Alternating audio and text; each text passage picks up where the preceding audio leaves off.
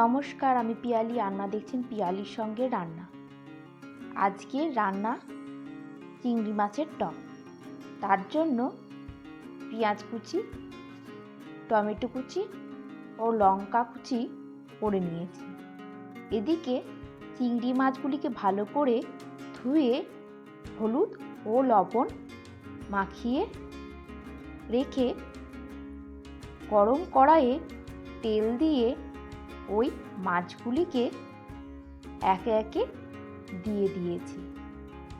মাছগুলিকে একটু হালকা লাল লাল করে ভাজবেন, যেন বেশি লাল লাল করে ভাজবেন না।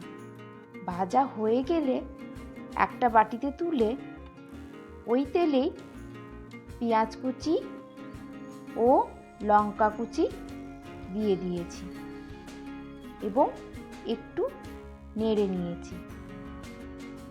তারপর টমেটো কুচি, লবণ পরিমাণ মতন, হলুদ পরিমাণ মতন, লঙ্কা গুঁড়ো পরিমাণ মতন, ঝাল কম বেশি যেমন খাবেন তেমনি দেবেন, দিয়ে মশলাগুলিকে মিক্সড করে নিয়ে জল দিয়েছি পরিমাণ মতন এবং ফুটিয়ে নিয়েছি।